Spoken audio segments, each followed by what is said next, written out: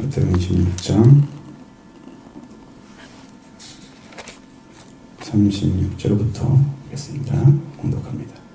이에 예수께서 저들과 함께 겟세마네라 하는 곳에 이르러 제자들에게 이르시되 내가 저기 가서 기도할 동안에 너희는 여기 앉아 있으라 하시고 베드로와 세베대의 두 아들을 데리고 가실새 고민하고 슬퍼하사 이에 말씀하시되 내 마음이 매우 고민하여 죽게 되었으니 너희는 여기 머물러 나와 함께 깨어 있으라 하시고 조금 나아가서 얼굴을 땅에 대시고 엎드려 기도하여 이르시되 내 아버지여 만일 할만하시거든 이 잔을 내게서 지나가게 하옵소서.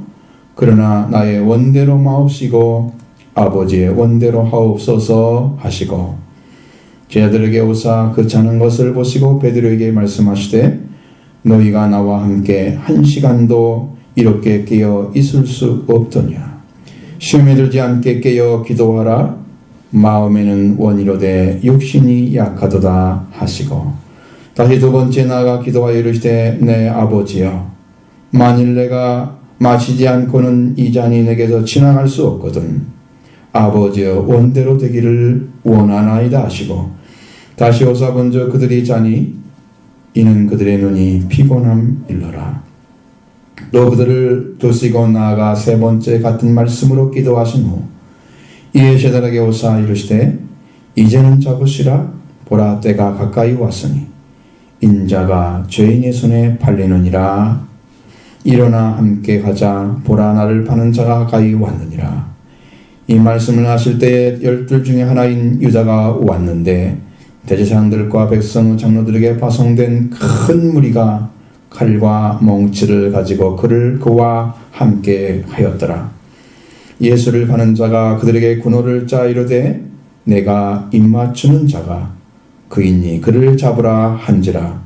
곧 예수께 나와 랍비여 안녕하시옵니까 하고 입을 맞추니 예수께서 이르시되 친구여 네가 무엇을 하려고 왔는지 행하라 하신대 이에 그들이 나와 예수께 손을 대어 잡는지라.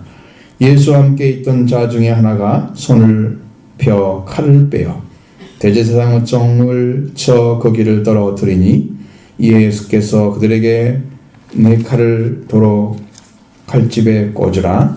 칼을 가지는 자는 다 칼로 망하느니라. 너는 내가 내 아버지께 구하여 지금 12군당 더 되는 군사를 보내게 하실 수 없는 줄로 아느냐. 내가 만일 그렇게 하면 이런 일이 있으리라 한 성경이 어떻게 이루어지겠느냐 하시더라. 예수께서 무리에게 말씀하시되 너희가 강도를 잡는 것 같이 칼과 몽치를 가지고 나를 잡으러 왔느냐. 내가 날마다 성전에 앉아 가르쳤으되 너희가 나를 잡지 아니하였도다. 그러나 이렇게 된 것은 다 선지자의 글을 이루려 함이니라 하시더라. 이에 제자들이 다 예수를 버리고 도망하니라. 예수를 잡은 자들이 그를 끌고 대제사장 가야바에게로 가니 거기 서기관과 장로들이 모여 있더라. 베드로가 멀찍이 예수를 따라 대제사장 집들에까지 가서 그 결말을 보려고 안에 들어가 하인들과 함께 앉아 있더라.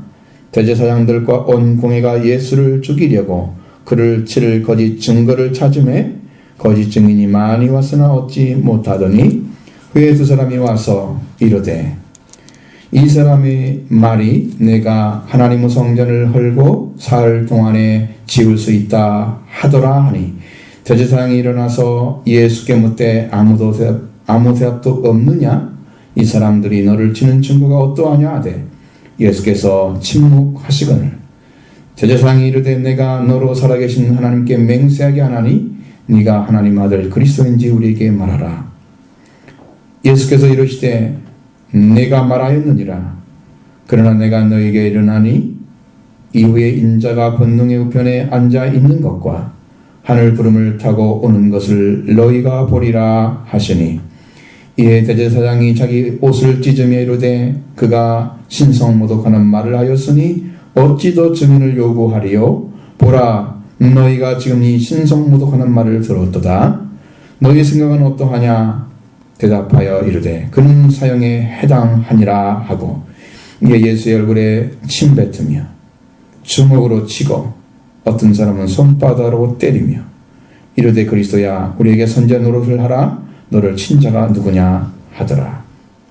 베드로가 바깥 뜰에 앉았더니 한 여종이 나와 이르되 너도 갈릴리 사람 예수와 함께 있었도다 하거늘 베드로가 모든 사람 앞에서 부인하여 이르되 나는 네가 무슨 말을 하는지 알지 못하겠노라 하며 앞문까지 나아가니 다른 여종이 그를 보고 거기 있는 사람들에게 말하되 이 사람은 나사렛 예수와 함께 있었도다 하매 베드로가 맹세하고 또 부인하여 이르되 나는 이 사람을 알지 못하노라 하더라. 조금 후에 곁에 섰던 사람들이 나와 베드로에게 이르되 너도 진실로 그 도당이라 네 말소리가 너를 표명한다 하거늘 그가 저주하며 맹세하여 이르되 나는 그 사람을 알지 못하노라 하니 곧 닭이 울더라. 이에 베드로가 예수의 말씀에 닭 울기 전에 네가 3번 나를 부인하리라 하심이 생각나서 밖에 나가서 심히 통곡하니라. 아멘.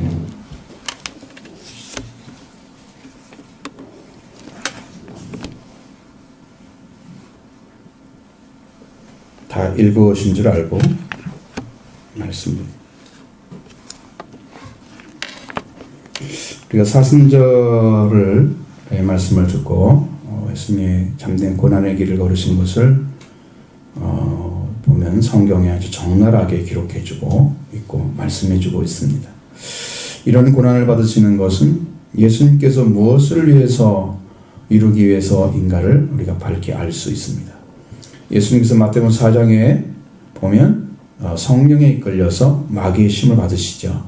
그럴 땐 말씀으로 그는 이기십니다. 3번의 수련을 이기시고 11절에는 이에 마귀는 예수를 떠나고 천사들이 나와 수종드니라 그렇게 말씀하고 있습니다.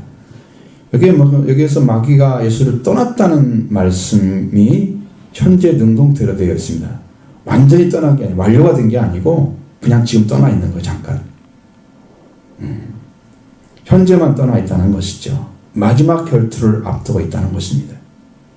누가복음 4장에서 마태복음과 같은 내용을 기록하고 있는데 그 중에 13절에 보면 마귀가 모든 시험을 다한 후에 얼마 동안 떠나니라. 아직 떠난 거 아니죠?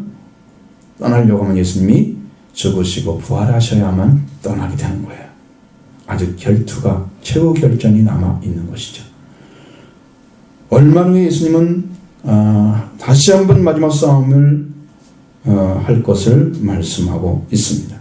마지막에 마귀의 죽음의 세력을 꺾기 위해서 예수님은 죽음으로 달려가고 있음을 보여주고 있습니다.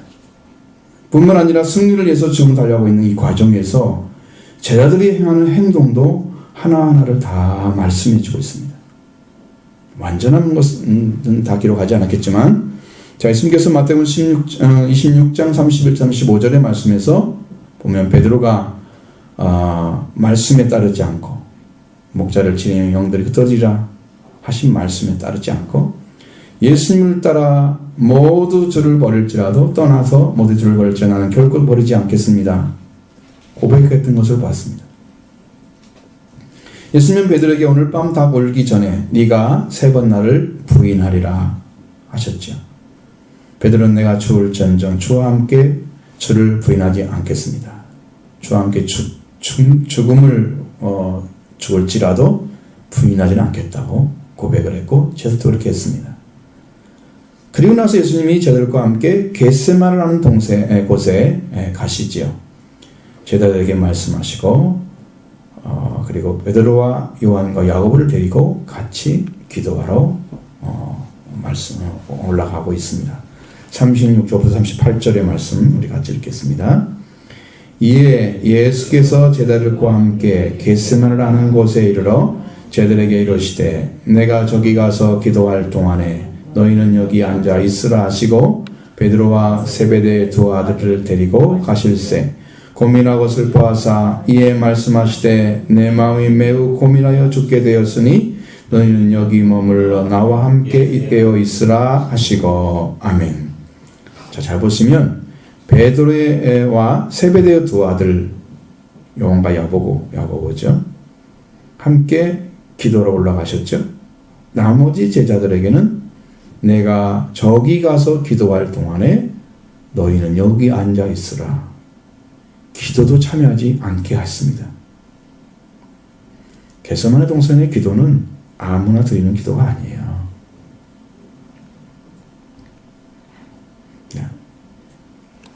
그래서 이 세 제자를 데리고 가실 때 예수님은 매우 괴로워하시고 슬퍼하셨다 그랬습니다.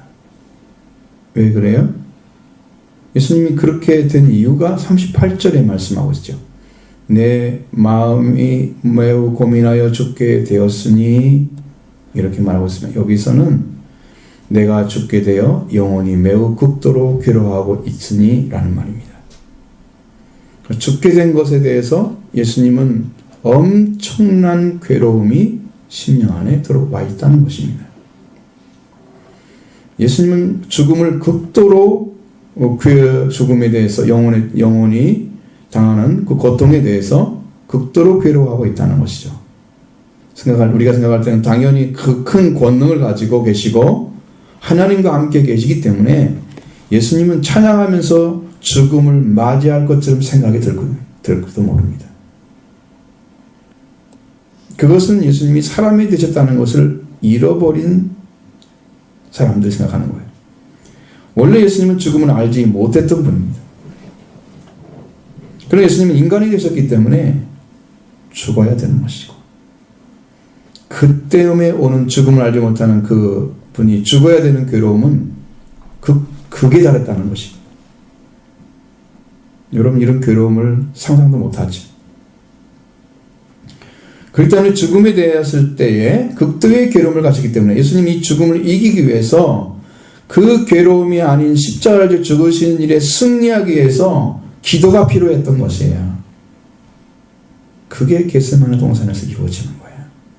그러니 아무나 할 수 있는 기도가 아니죠. 그걸 아셔야 돼요. 그때 드린 기도가 겟세마네 동산에서 드린 기도입니다. 십자가를 질 수 있는 능력을 얻어내는 기도입니다. 그 힘을 얻어서 이미 십자가를 이기고 죽음을 이긴 그 믿음으로 예수님이 서시하면 되기 때문에 여기의 기도는 아주 엄청난 능력의 기도인 것이죠. 예수님은 이러한 마음을 가지고 제자들에게 너희는 여기서 머물러 나와 함께 깨어 있으라고 이야기합니다.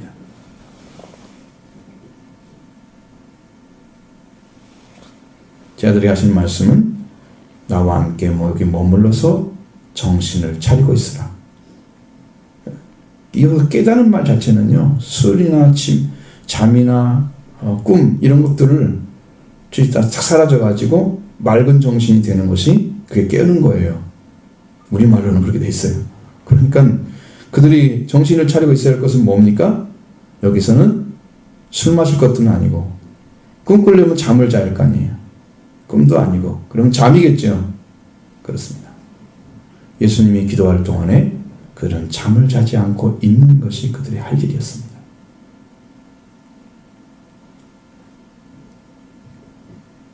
예수님께 기도하는 동안에 예수님께서 아버지께 나가서 어떻게 기도하시면서 구하고 어떻게 십자가를 지고 승리하시는지를 알게 하기 위해서 그들은 같이 기도를 할 수 있는 그 예수님의 간절한 기도를 들으면서 그들은 같은 마음으로 기도할 수 있는 그 자리를 마련해 준 거예요. 그 기도가 겟세마네 동산의 기도입니다.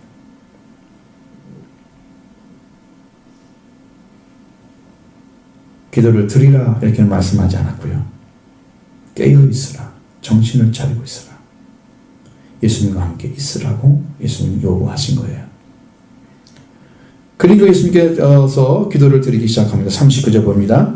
조금 나아가사 얼굴을 땅에 내시고 엎드려 기도하여 이르시되 아버지여 만일 할만하시거든 이 잔을 내게서 지나가게 하옵소서. 그러나 나의 원대로 마시옵고 아버지여 원대로 하옵소서 하시고. 아멘. 자, 예수님께 제자들 앞에 조금 앞으로 나가서 얼굴을 땅에 대시고 엎드려 기도했다 그랬습니다. 성경에는 땅에 됐단 말은 없어요. 이렇게 돼 있어요. 예수님께서 얼굴을 엎드리고 기도하여 이르되, 이 엎드렸다는 말은 땅에 대고 엎드린 게 아니라 그냥 엎드렸어요. 얼굴을 엎드렸어요. 그러면 땅에 단 것처럼 보여지는 거죠. 자, 그렇게 했는데 마태복음 18장 26절에 노예가 주인에게 엎드리는 데 사용된 용어를 사용하고 있습니다. 이것은 이런 행동은 뭐냐면 주인에게 종속됐다는 걸 나타내는 행동이에요. 예수님 완전하게 하나님께 내어 드린 것입니다. 죽기까지 복종하셨으니 십자가에 죽으십니다. 그것입니다. 내어드린 거예요. 그리고 내 아버지여, 할만하신 이 잔을 내게서 지나가게 없어 그런 나의 원대로 마시옵고 아버지여 원대로 하옵소서 하고 기도를 드리십니다. 하나님을 아버지라 부르신 예수님은 얼굴을 엎드린 모습은 아들이 아니고 노예가 주인에게 드려지는 그런 자세, 그 종속된 자로서 엎드려 기도하고 계셨던 거예요. 완전한 복종을 의미하는 거예요. 이 잔을 죽음을 당하는 고난의 잔이었습니다. 잔 안에 무엇이 들어있냐에 따라서 잔의 종류가 달라져요. 거기에 축복의 잔이 있고요. 우리는 고난의 잔이라고 말하죠. 예수님은 죽음의 잔을 지금 가지고 계시는 거예요. 죽음의 잔입니다. 죽음을 앞두시고 극도의 두려움을 당하고 계셨기 때문에 하나님께서 할 수만 있으시다면 이 잔을 나에게서 지나가게 하시기를 구했던 것이에요. 여러분, 이런 고통을 상상이나 했겠습니까, 우리가? 예수님은 그런 나의 원대로 마시고 아버지로 원대로 하옵소서 라고 구하셨습니다. 이 원함은 이 죽음을 가져다주는 잔을 지나가게 하시기를 원하지만 내가 바라는 것은 아니어도 당신의 목적과 같이 되기를 원합니다. 원어에는 당신의 목적이라는 말씀이 써 있습니다. 당신이 원하신 것처럼 당신의 목적대로 이루어지기를 원합니다. 그렇게 기도를 드린 거예요. 하나님 예수님을 주신 목적은 속죄의 제물이고 화목제물이 되게 하는 것이었습니다. 예수님이 받아야 하는 그 자는 고난이지만 그 죽음을 경험하는 것이야만 됐습니다. 예수님의 말씀은, 예수님의 길은 하나님의 목적과 같이 되는 거예요. 그러니까 여러분, 이렇게 종의 자리에 서야만이 드릴 수 있는 기도, 그것이 노예로서 드리는 기도, 그게 겟세마네 동산의 기도예요.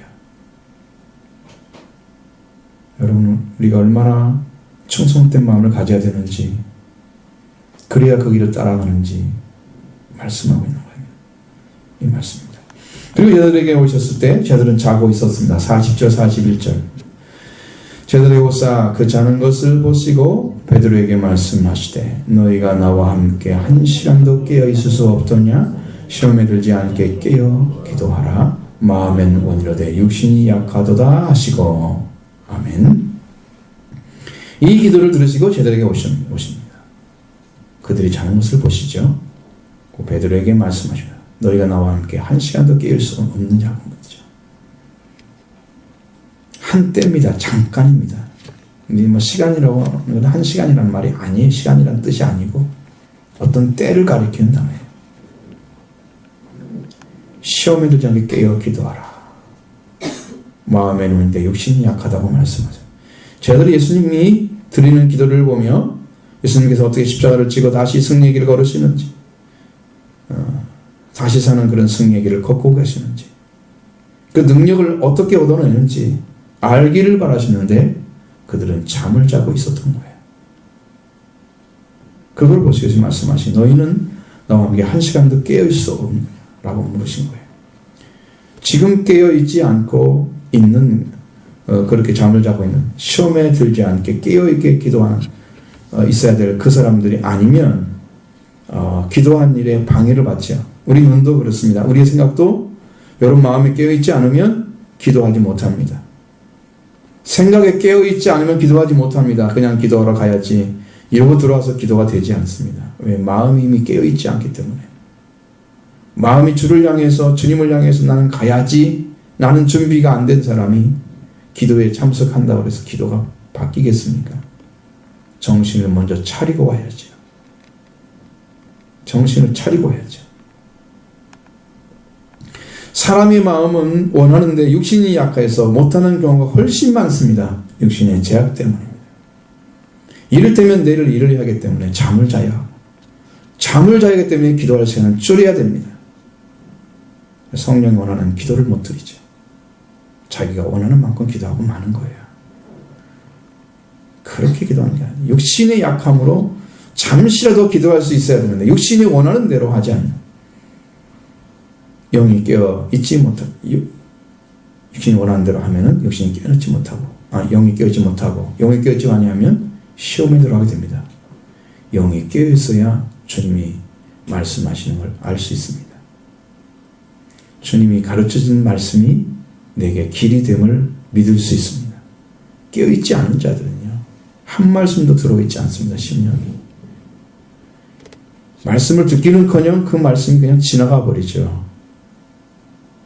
그러니까 그 사람은 그 인도함을 못 받기 때문에 반드시 시험이 왔을 때 그 시험에 딱 부딪혀서 넘어지게 되는 거죠. 순식간에. 그 영적인 거예요. 그래 넘어지는 거예요. 자, 예수님은 다시 두 번째 나가서 기도를 드리고 있습니다. 41, 43절 보겠습니다.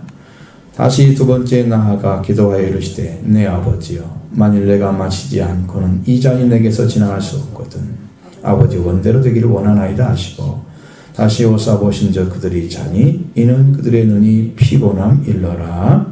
아멘. 자, 예수님은 두 번째 기도를 또 마찬가지였다고 그랬습니다. 내 아버지여, 만일 내가 가시지 않고 이 잔이 내게서 지나갈 수 없거든 아버지의 원대로 되기를 원하나이다. 아버지의 원대로란 말이 목적대로라는 의미입니다. 다시 저에게 오셨을 때 그들은 자고 있었다. 마음은 오나좀 육신이라고 할 수 없던 그들이 이제는 눈이 피곤하여 잠을 자고 있었다. 원어에 보면 눈이 내려서 내려누림을 당하고 있었다. 그렇게 써 있습니다. 눈이 내려누림을 당하고 있었다.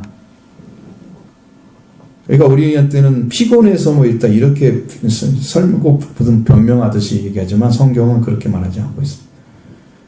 그냥 눈이 눌러서 여기는 이제 누림을 당하고 있는 거예요. 그래서 눈이 떠지지가 않는 거예요. 눈꺼풀이 힘이 너무 무거워서 들지 못하고 있죠. 눈꺼풀이 아주 진짜 무거운 것 같아요. 잠이 오면 여러분 못 이기죠. 거꾸러져야 되죠. 참지 못하잖아요. 그거 대부분 참기가 힘듭니다. 그 몸이 시키는 대로 따라가는 거예요. 대부분들은. 피곤해서 그랬다, 아니면 슬퍼서 그랬다, 뭐 이유는 다 될 수 있지만 실제로 마음이 깨어 있으면 몸이 그 정도는 참아낼 수 있습니다. 보편적으로 볼 때는. 근데 그 참아내는 걸 못하는 정도면 이 정신이 깨어 있지 않은 거예요. 그러니까 주님이 가시는 길과는 전혀 관계가 없는, 자기가 지금 거기에 다다르지 못해서 아무 일도 도움이 안 되는 그런 자리에 서서 예수님 앞에 있는 거예요. 그게 그들의 모습입니다. 제자들의 모습이죠. 제자들을 두고 세 번째 같은 말씀을 기도하셨습니다. 44절 46절 보겠습니다.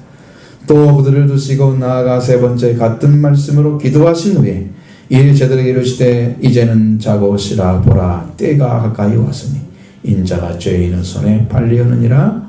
일어나라 함께 가자. 보라 나를 파는 자가 가까이 왔느니라. 아멘.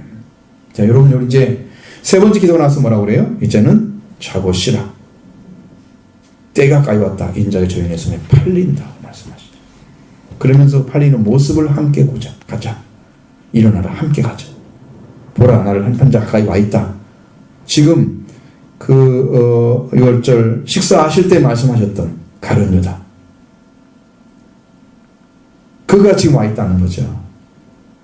보라 이 말이 진짜 사실대로 이루어지는 아니에요. 보라. 이틀 전에 죄인의 손에 팔린다는 걸 말씀하시고, 누가 팔 것인가에 대해서는 6월절에 말씀하시고 지목하셨죠. 그리고 겟세마네 동산에서는 기도하시는 준비가 다 된 다음에 인자가 저희 손에 팔리운다고 말씀하시는. 여러분, 저들은 여기까지입니다. 이제는 자고 쉬도 됩니다. 제자들이 고난은 더 이상 받을 것이 없습니다. 여러분이 가는 길도 마찬가지예요. 예수님이 당하시고 고통 당하시고 슬픔 당하시고 예수님이 하시는 일은 신이 주님이 감당해야 될 일이에요. 그것은 그 이상 참여할 수가 없습니다. 나는 죽음에 참여하겠습니다. 베드로 아무리 말을 해도 참여하지 못합니다. 자고 쉬라. 여기서 끝이에요. 예수 그리스도는 죄인의 손에 팔리기 위해서 제자들과 함께 가자. 나를 파는 자 가까이 왔다고 말씀하십니다. 그 파는 자는 바로 가룟 유다였습니다. 이 말씀하실 때 12 중 하나인 가룟 유다가 왔습니다. 47절로 50절 같이 봅니다. 말씀하실 때 12 중 하나인 유다가 왔는데 대제사장들과 백성의 장로들에게서 파송된 큰 무리가 칼과 몽치를 가지고 그와 함께 하였더라. 예수를 파는 자가 그들에게 군호를 짜 이르되 내가 입 맞추는 자가 그이니 그를 잡으라 한지라. 그 예수께 나와 라비어 안녕하시옵니까 하고 입을 맞추니 예수께서 이르시되 친구여 내가 무엇을 하려고 왔는지 행하라 하신대. 이에 그들이 나와 예수께 손을 대어 잡는지라. 자, 이 말씀 보면 이전부터 예수님을 팔고 은 30을 받았던 12 중에 하나인 가룟 유다, 그가 왔습니다. 대제사장들과 백성 장로들에게서 파송된 큰 무리가 칼과 몽치를 가지고 유다와 함께하고 있었습니다. 그들은 마치 예수님을 체포하기 위해서 무기로 무장한 채로 큰 무리로 함께 칼과 몽치를 가지고 왔습니다. 원래 몽치라는 말은 짧고 단단한 그런 몽둥이에요. 그거 우리가 지금 현재어는 쓰지 않고 있는 거죠. 현재어는 곤봉이라고 번역했습니다. 곤봉은 이해가 되시죠? 경찰들이 곤봉 가지고 있죠. 정병들도 가지고 있죠. 가지고 있잖아요. 옆에 차고 있다가 때리잖아요.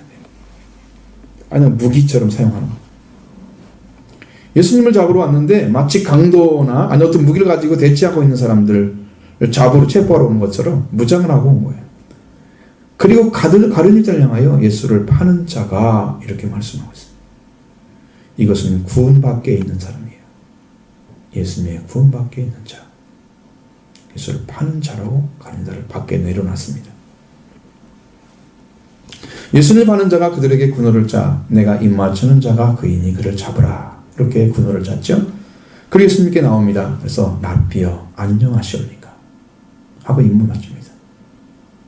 여전히 랍비라고 가룟 유다는 예수님을 랍비라고 부르고 있는 가룟 유다. 그의 입에서 주라고 부르며 따르는 진실한 고백이 없이는 결단코 구원을 걸 길을 찾지 못할 것입니다. 예수님께 유다의 인사를 받으시고 친구여 네가 무엇을 하려고 왔는지. 오늘은 그만큼밖에 안 나와 있어요. 뭘 하라 이런 말은 없어요. 그렇게 말씀하시니까 그때 접근해서 예수님을 체포했습니다. 예수님은 여전히 그를 친구라고 부르셨지만 그는 예수님을 주님이라고 부르지 않았습니다. 예수님과 함께 있던 자 중에 하나가 대제사장 종의 길을 쳐서 떨어뜨린 일이 발생했습니다. 51절 52절 보겠습니다. 예수께서 함께 있던 자 중에 하나가 손을 펴 칼을 빼어 대제사장의 종을 쳐 그 귀를 떨어뜨리니 이에 예수께서 이르시되 네 칼을 도로 집에 꽂으라. 칼을 가지는 자는 다 칼로 망하느니라. 아멘. 예수님과 함께 있던 자 중에 하나가 손을 펴서 칼을 빼어서 대제사장의 종의 귀를 쳤다고, 그리고 귀를 떨어뜨렸습니다. 요한복음 18장 11절로 10절로 11절에 보면 시몬 베드로가 칼을 가졌는데 그것을 빼서 제사장의 종을 쳐서 오른쪽 귀를 베어버리니 그 종의 이름 말고라고 나와 있습니다. 예수님이 베드로에게 말씀하셔요. 칼을 칼집에 꽂으라. 아버지께 주신 잔을 내가 마시지 아니하겠느냐 이렇게 말씀하시죠. 여기서는 시몬 베드로가 칼을 빼어 제사장 종에게를 쳐서 견적비를 떨어뜨렸던 것이죠. 근데 여기는 이름이 아예 안 나와 있습니다. 예수님은 베드로에게 칼을 칼집에 꽂으라고 하셨죠. 그러면서 아비 준 자를 내가 마시지 않겠느냐 이렇게 그 요한복음에서는 말씀하고 있지만, 그러나 여기에서는 다르게 말씀하고 있죠. 칼을 칼집에 도로 꽂으라.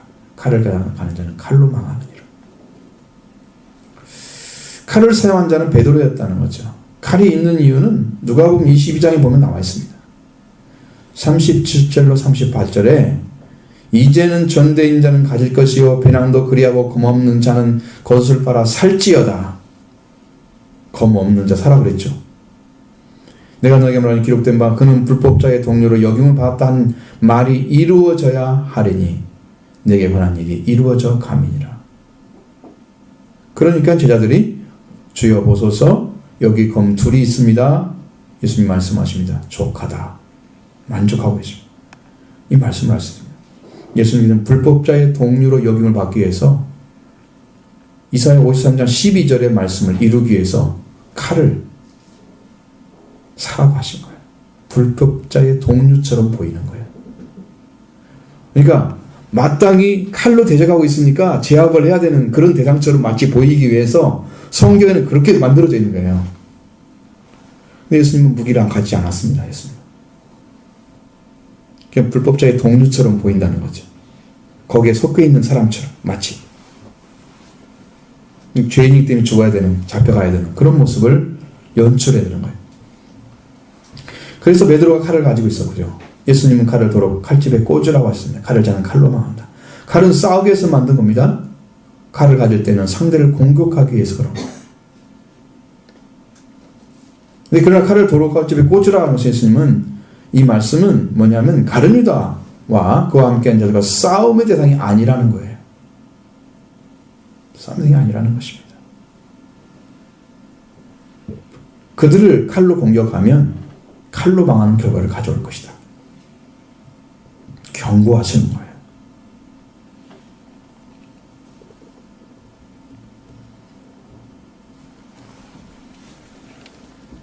예수님이 이렇게 잡혀가는 모습 때문에 여러분께 침통한 거예요? 굉장히 슬퍼하신 것처럼 보이네. 이렇게 어두운 표정을 가지고 계시네요. 그러면 여러분 잘 생각해 보셔야 돼요. 예수님이 과연 능력이 없으셔서 잡혀가실까요? 체포가야 가는 거 아닙니다. 53절 56절을 보십시오. 같이 봅니다.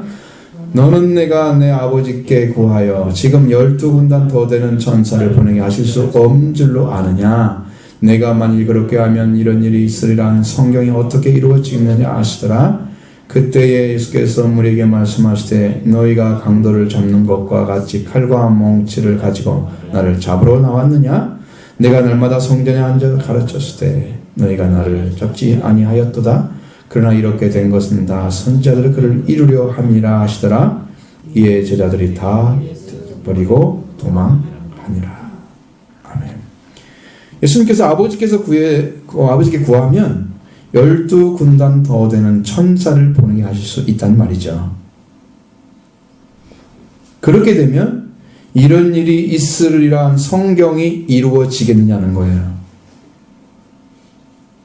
그러니까 예수님 잡혀가는 것이 마치 능력이 없어서 잡혀가는 것처럼 생각하지 말라는 거예요.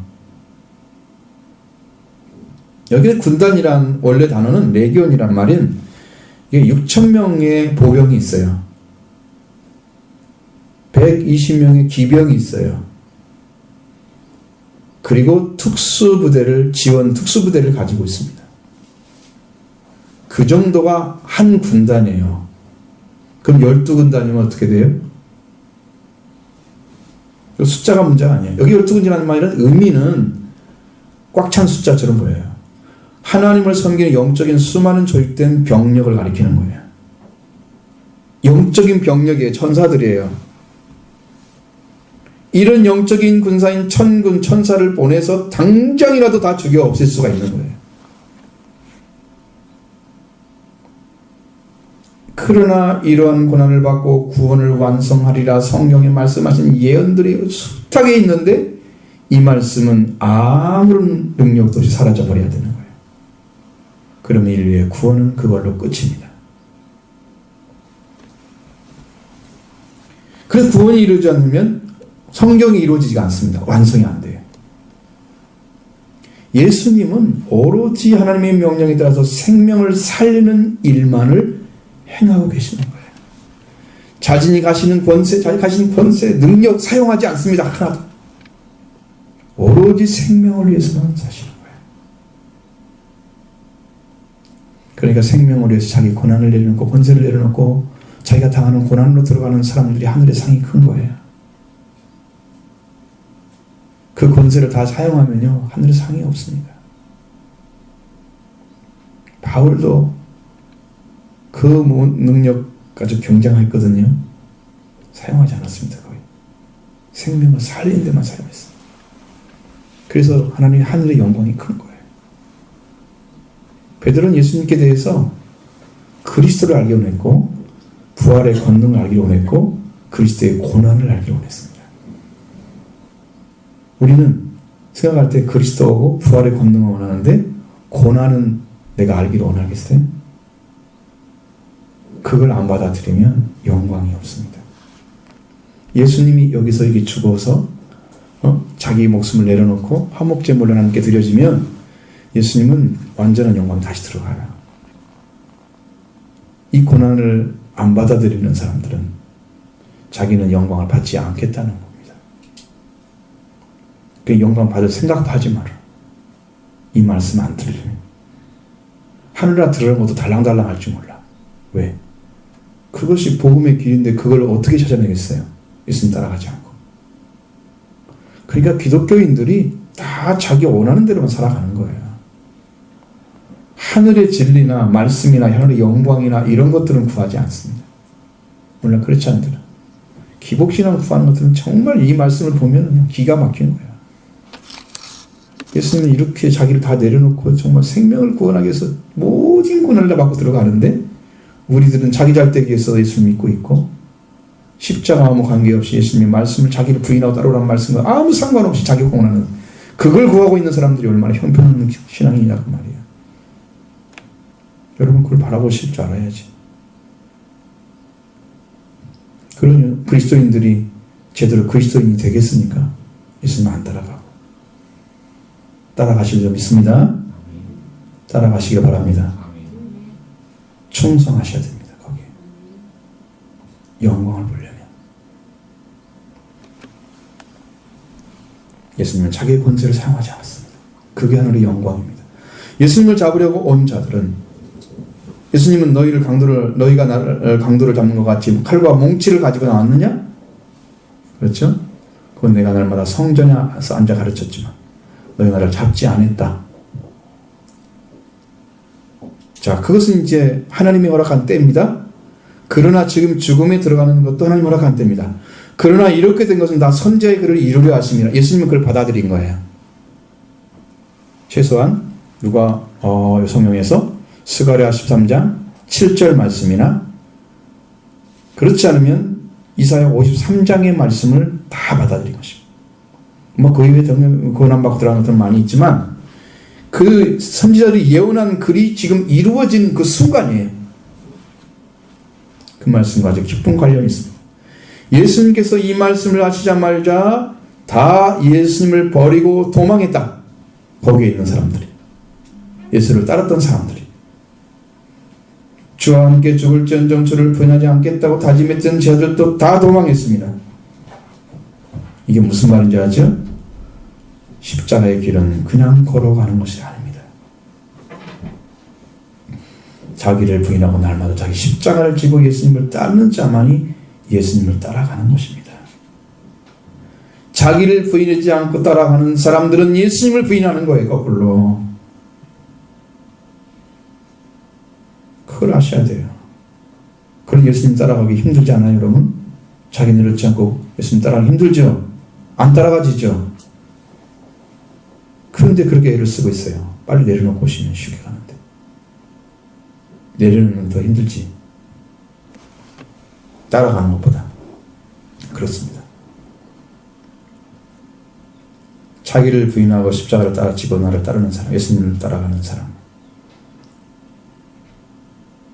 자, 이제 이렇게 이 말씀이 이제 해들 다 흩어졌습니다. 지금 뭔 일이 벌어졌어요? 스가랴 13장 7절 말씀이 이루어진 거죠. 내가 목자를 치니 양이 흩어지리라. 흩어졌죠? 그 말씀이 이루어진 거예요. 선지자의 말씀이 이루어지라는 말씀대로 동시에 그냥 도망가 버린 거예요. 목자를 치니까 양이 흩어졌습니다. 예수님은 아버지의 명령대로 지금 침을 당하고 있는 거예요. 순종하는 것입니다. 그리고 56절부터 68절에는 신문 받는 과정이 기록되어 있습니다. 같이 보시죠. 예수를 잡은 자들이 그를 끌고 대제사장에게로 가니 거기 서기관과 장로들이 모였더라. 베드로가 멀찍이 예수를 따라 대제사장의 집들까지 가서 그 결말을 보려고 안에 들어가 하인들과 함께 앉았더라. 대제사장들과 온 공회가 예수를 죽이려고 거칠 증거를 찾음에 거짓 증인이 많이 나왔으나 얻지 못하더니 후에 두 사람이 와서 이르되 이 사람은 말이 내가 하나님의 성전을 헐고 사흘 동안에 지을 수 있다 하더라 하니 대제사장이 일어나 예수께 묻되 아무 대답도 없느냐? 이 사람들이 너를 치는 증거가 어떠하냐? 하되 예수께서 침묵하시거늘 대제사장이 이르되 내가 너로 살아계신 하나님께 맹세하게 하나니 네가 하나님의 아들 그리스도인지 우리에게 말하라. 예수께서 이르시되 네가 말하였느니라. 그러나 내가 너에게 이르노니 이후에 인자가 권능의 우편에 앉아 있는 것과 하늘 구름을 타고 오는 것을 너희가 보리라 하시니 이에 대제사장이 자기 옷을 찢으며 이르되 그가 신성모독하는 말을 하였으니 어찌 더 증인을 요구하리요? 보라 너희가 지금 이 신성모독하는 말을 들었도다. 너희 생각은 어떠하냐? 대답하여 이르되 그는 사형에 해당하니라 하고 이에 예수의 얼굴에 침뱉으며 주먹으로 치고 어떤 사람은 손바닥으로 때리며 이르되 그리스도야 우리에게 선지자를 타라. 너를 친 자가 누구냐 하더라. 아멘. 여러분 이 모습을 잘 보시면 예수님이 어떠한 자리에 서 계신 것을 보여주고 또 예수님을 대하는 자들은 예수님은 어떤 자리에 내려오는 걸 보십니다. 두 가지가 정확히 나와 있습니다. 가야바가 제사장의 대제사장 그 당시에 예수님이 체포될 때는 가야바가 대제사장이었습니다. 그 집으로 갔죠. 거기에는 서기관들과 장로들이 있었다는 거죠. 근데 멀찍이 베드로가 멀찍이 서서 예수님을 따라갔습니다. 집들까지 갔습니다. 그 결말을 보려고 안에 들어가 하인들과 함께 앉아 있었다 라는 거죠. 그리고 대제사장들과 온 공회가 여러분 사내들인이에요. 72명의 그 사람들 전체가 나온 거예요. 그 예수님을 죽이려고 거짓 증거를 찾고 있었다. 이것은 빌라도에게 사형을 요구하려면 사형에 해당하는 증거가 필요했던 거예요. 증인들이 나왔는데 그들은 거짓 증인이어서 증거를 얻지 못했다. 그리고 후에 두 사람이 왔습니다. 거짓 증인들이. 그들이 하는 말이 이 사람이 하는 말이 내가 하나님의 성전을 헐고 사흘 동안에 지을 수 있다 라고 하는 것이었습니다. 예수님이 이러한 증언을 듣고 아무 대답도 안 하시니까 대제사장이 묻습니다. 아무 대답도 없느냐? 이 사람들을 치는 증거가 어떠하냐? 아무 대답도 없죠. 예수님은 하나님에 대해서 자신에 대해서 토론을 하거나 논쟁하지 않습니다. 선포하시는 거죠. 여러분 사실인 것을 논쟁하는 것은요. 그것이 이거냐 그냥 사람의 이성 안에 내려오는 거예요. 사실인 것을 자기가 그걸 체크하고 판단하고 생각하는 것은 그게 인간의 인지의 대상인 뿐이지 그분을 인정하는 게 아니에요. 자기가 그걸 결정할 권한이 없어요.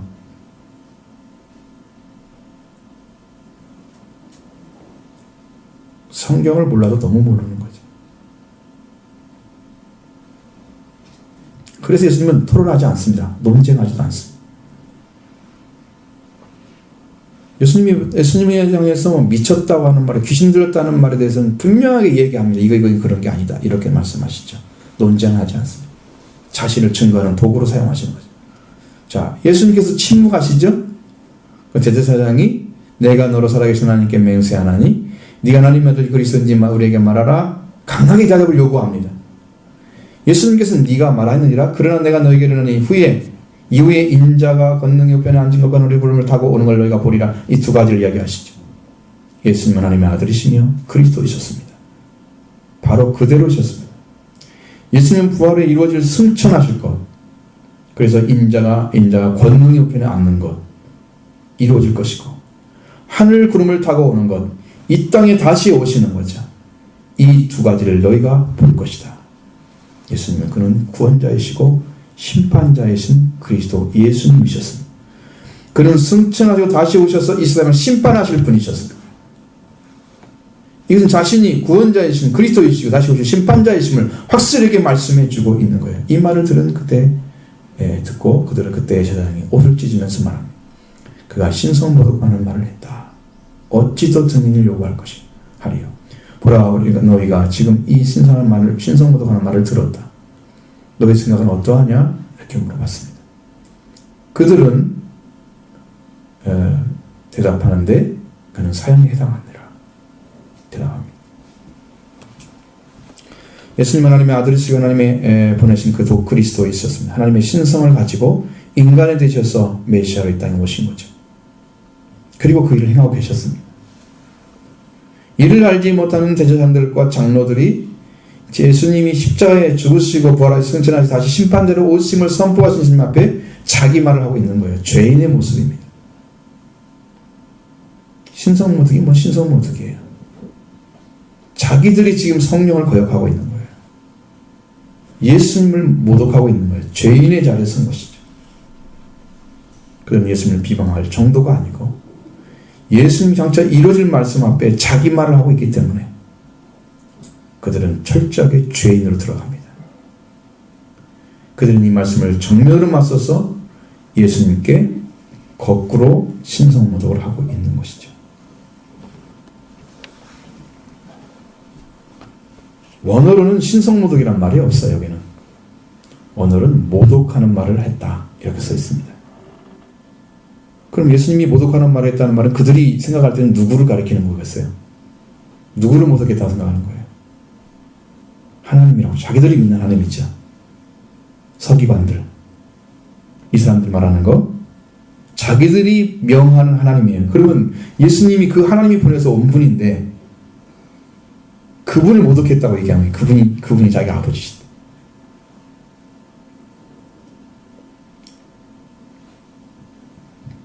그들이 주장하는 하나님이 보내신 분을 그들은 알지 못해서 신성모독했다. 그 말을 들었다고 얘기합니다. 여러분, 무지함은 고칠 방법이 없습니다. 성경에서 모르고 하는 자들도 다 매를 맞는다고 써있죠. 예수님 몰라서 못 믿었습니다. 지옥에 가가지고 그런 말 안 통합니다. 모르면 배우셔야 되고 모르면 알아야 되고 그래서 믿어야 됩니다. 이유가 없어요. 그분이 누군가를 몰라서 이렇게 했다. 그 이유가 안 통합니다. 그분을 인정하지 않으면 구원자를 버렸기 때문에 구원받을 길은 잃어버린 것입니다. 자, 그때 예수님 얼굴을 침뱉으며 주먹으로 치고 어떤 사람은 손바닥으로 때립니다. 그리스도야, 우리가 선자를 따라 우리에게 너를 친 자가 누구냐? 여러분, 모욕을 준 겁니다. 침뱉은 것은. 주먹으로 치고 손바닥을 때리는 거. 예수님을 조롱하고 수치스럽게 만든 현장입니다. 이제 예수님을 주기 위해서 증거를 찾았다고 하는 자들이에요. 그들은 예수님을 멸시와 차용하는 행동을 하고 있습니다. 그들은 대제사장 하인들에 속한 자들이었습니다. 예수님의 얼굴에 침을 뱉고 수모와 학대와 조롱을 하고 있는 거죠. 모진 모욕을 받고 있습니다. 너를 친 자가 누구냐 알려내라는 거예요. 그보다 더 독한 욕은 없을 겁니다.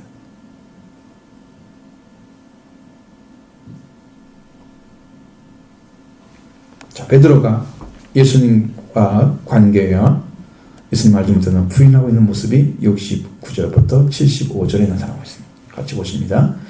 베드로가 바깥들에 앉았더니 한 여종이 나와 이르되 너도 갈릴리 사람 예수와 함께 있었도다 하거늘 베드로가 모든 사람 앞에서 부인하여 이르되 나는 네가 무슨 말을 하는지 알지 못하겠노라 하며 앞문까지 나아가니 다른 여종이 그를 보고 거기 있는 사람들에게 말하되 이 사람은 나사렛 예수와 함께 있었도다 하며 베드로가 맹세하고 또 부인하여 이르되 나는 이 사람을 알지 못하노라 하더라.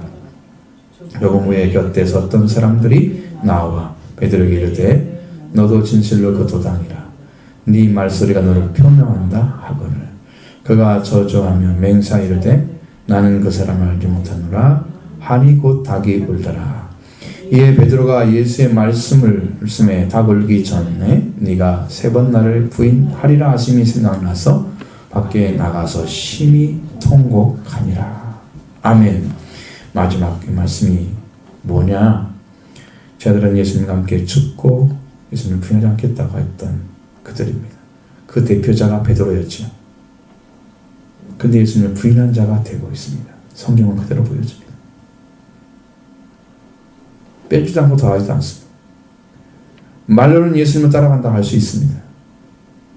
그러나 자기를 부인하지 않고 예수님을 따라가는 자는 반드시 예수님을 부인하는 자가 됩니다.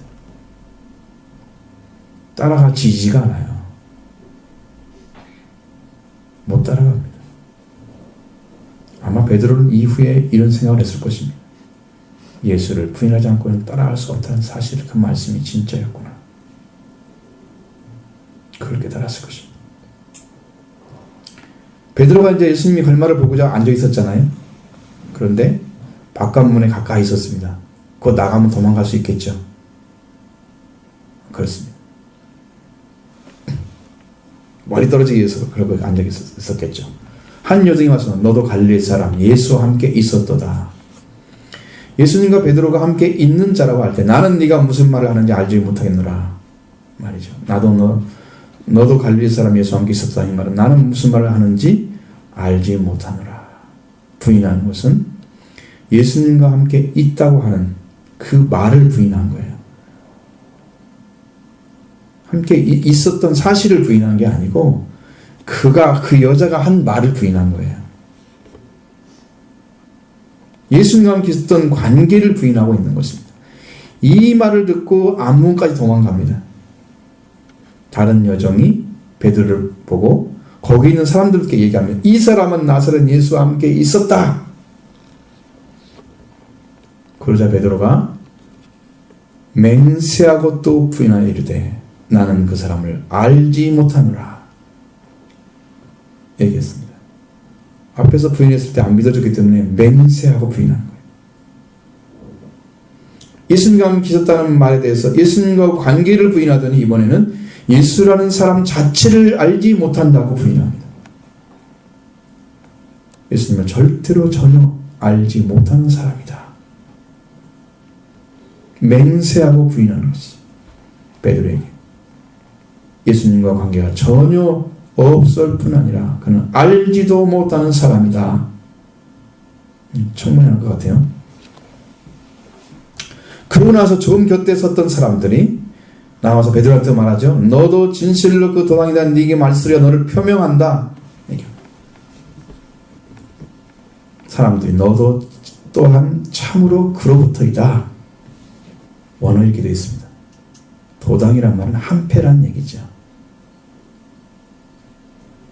이 말은 또한 당신도 또한 참으로 한패당이다. 그런 말과 같습니다.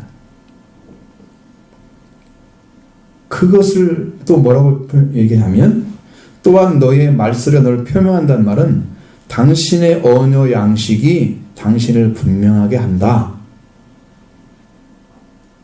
베드로가 어떻길래요?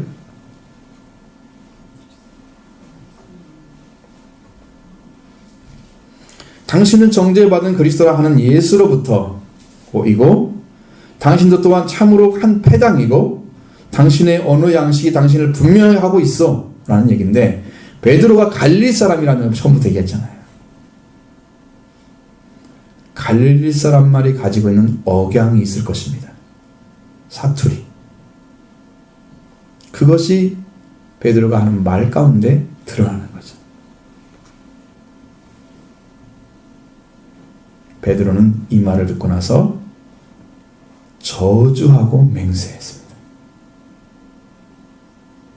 나는 그 사람을 알지 못하노라 했을 때 곧 닭이 울었습니다. 베드로에게 어떤 사람들이 했던 당신도 또한 참으로 그 한 패당이요. 당신의 어양수양실을 분명히 하고 있어.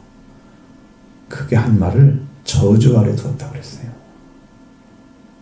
저주겠다는 말은 저주 아래 두었다. 그 말 자체를 부정해버리는 거예요.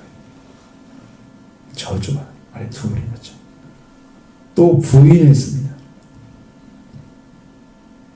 나는 그 사람을 알지 못하노라. 그때 곧 닭이 울었습니다. 베드로는 자신이 예수님을 안다고 안다는 그 말을 저주 아래 놓고 그리고 맹세했다는 거죠. 나는 그 사람을 알지 못하노라. 예수님께서 베드로에게 오늘 밤 닭 울기 전에 네가 3번 나를 부인하리라고 말씀같이 되고 말았습니다. 여러분 그 순간에 어떤 생각이 들었겠어요? 자신을 봤을 것입니다. 그 예수님의 말씀을 믿지 않고 예수님께서 체포되어 끌려가는 걸 보면서 결말을 보고자 해서 말찍이 예수님을 따라가고 있는 제자의 집에 뜰까지 들어왔죠. 그는 예수님 말씀대로 닭 울기 전에 예수님을 모른다고 3번 부인하고 말았습니다. 베드로는 이 말씀이 생각이 났습니다. 그리고 나가서 심히 통곡을 했다. 밖에 나가서 통렬히 울었다. 이런 말은요, 심히 통곡하니라는 말과 좀 달라요. 통렬히 울으니라. 그렇게 되어 있어요. 이게 어떤 의미냐면 매섭고 몹시 매섭고 날카롭게 자신을 찢으면서 울었다는 얘기예요. 통렬히 울었다는 말은 참 고통스러웠습니다. 자기가 따라간다고 하는 말 자체를 지키지 못하고 있는 자기 자신, 그리고 예수님의 말씀을 믿지 않고 있는 자기 자신, 그것이 자기에게 보였을 것입니다. 여러분에게는 닭이 울었나요? 여러분에게 닭이 운 적이 있습니까?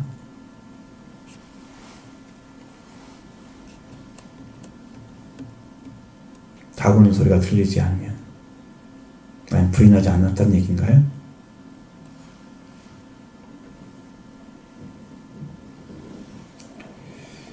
자, 그는 예수님을 따라갈 수 없는 사실을 알게 됐을 것입니다. 예수님 말씀이 회개의 길이고 자신을 내려놓는 길이고, 그리고 그 예수님을 따라갈 수, 인간의 방식으로 따라갈 수 없다는 사실을 믿게 되었을 것입니다. 왜 자기를 부인하고 따라가려고 했는지 그는 그 마음속에서 깊이 깨달은 시간이 됐을 거예요. 만약에 닭이 운다는 말씀을 예수님이 하지 않았더라면 베드로는 영영 구원받을 수가 없었을 것입니다. 예수님 따라간다고 그렇게 큰소리 쳐놓고 다 부인하고, 그런데 내가 뭐야 이러고 하면서 예수님을 멀리 떠나서 다른 데 가 있었겠죠. 아예 보이지 않은 곳에. 근데 예수님이 오늘 닭 울기 전에 대한 3번 부인하라 이 말씀을 주었기 때문에 그는 살 수 있는 유일한 방식. 여러분이 회개할 수 있는 길도요, 주신 말씀에 딱 걸렸을 때 회개가 일어나는 거예요. 내가 이런 사람이구나. 이게 딱 말씀에 걸려서 딱 보여지니까 견딜 수가 없는 거죠. 하나님 날 이런 사람이 나를 구원해 주세요. 그래서 눈물 흘리며 콧물 흘리며 그때 기도가 나는 거예요. 그게 회개가 일어날 수 있는 거거든요. 베드로가 통렬히 울었다고 하는 것도 말씀에 걸린 거예요. 그 심령 안에 자기를 내려놓고 날카롭게 자기 자신을 바라보며 찢어서 눈물을 흘린 것입니다. 오늘 말씀은 겟세마네에서 예수님은 십자가를 지는 능력을 얻으셨다는 것이죠.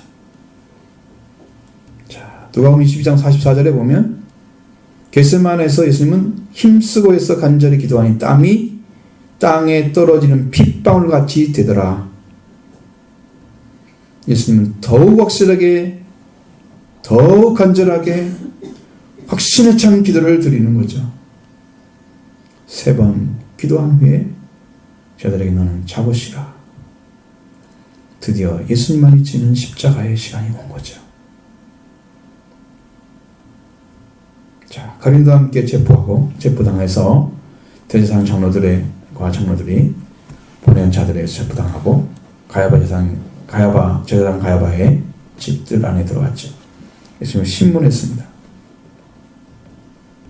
거짓 증거만 얘기하고 있는 그들을 예수님 그들에게 나타내셨습니다. 이후에는 인자가 권능 옆에 앉은 것과 하늘구름 타고 오는 걸 내가 볼 것이다.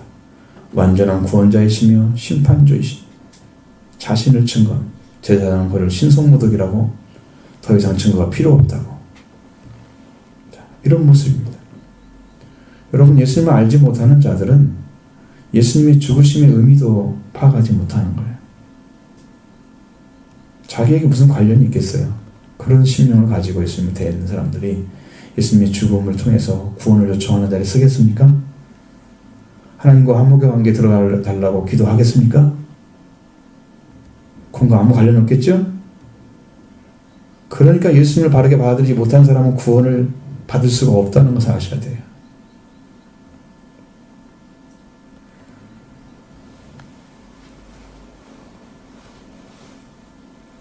자, 베드로는 제사장의 집에 가야 관장에 들어갔죠. 바깥들에 한번, 그리고 앞문 앞에서 한번, 곁에 섰던 사람들이 베드로 옆에서 너도 참으로 배당이라, 너는 갈릴리 사람, 사투리가 그 증명한다 부인했을 때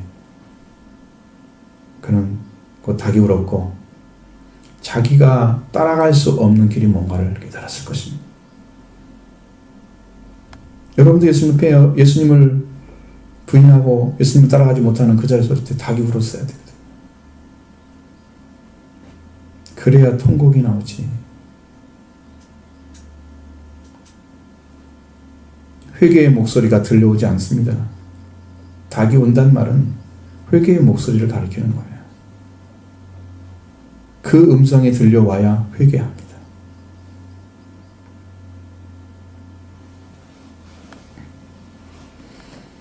첫 번째 길이 열려져야, 회개의 길이 열려져야 두 번째 길로 들어갑니다. 첫 번째 회개는요, 천국에 가까이 들어가는 회개가 일어납니다. 그것이 6월절이에요.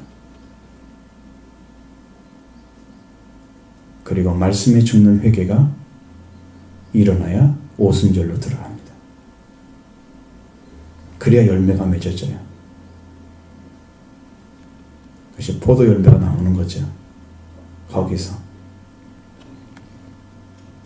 포도 열매는 여러분이 찾아야 되는데 알려주면 안 돼요.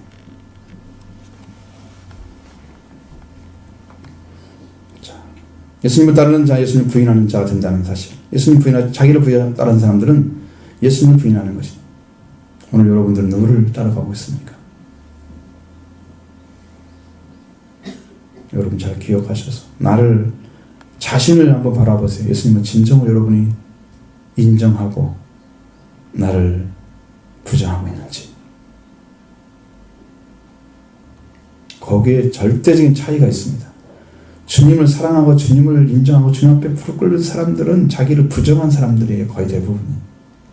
그냥 예수님 사랑하지 못하고 아직도 예수님과 관계가 별로 그렇게 가까이지 않고 떨어져 있는, 그러면서 예수님이 누군가 나의 구원자인가 잘 모르고 영어로 모르고 있는 그런 사람들은 아직도 자기를 부인하지 않기 때문에 아무리 말씀을 들어도 말씀이 들려오지가 않아.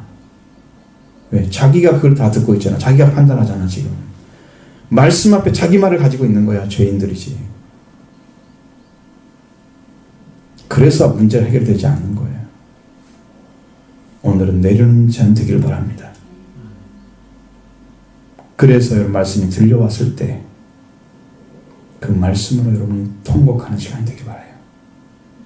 그리고 예수님이 길을 찾아가는 것입니다.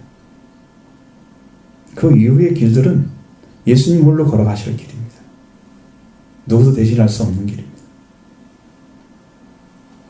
여러분한테 그것까지 가라고 말씀하는 거 아니에요. 자기 십자가를 나를 따라오니까 그게 십자가를 지고 진짜 따라가는 줄 알고 말씀을 지고 말씀에 죽는 삶이 십자가 지고 가는 것입니다. 근데 그거 지금도 모르셨죠? 자기 죽음이 없는 신앙, 십자가가 없는 사람 신앙은 성장이 없어요. 네, 죽음만큼 부활이 이루어지거든요. 영으로. 하늘나라가 열리거든요. 하나님의 나라가 열려요. 영적으로. 그래야 하나님께 계시도 주고 말씀 주고 이렇게 해서 성장하는데 이게 되지 않기 때문에 거기서 다 걸리고 있어요. 여러분이 말씀 안에 들어오셔서 주님이 걸어가신 길을 여러분 찾고 여러분도 영광 속에 참여하는 귀한 성도 다 되기 바랍니다.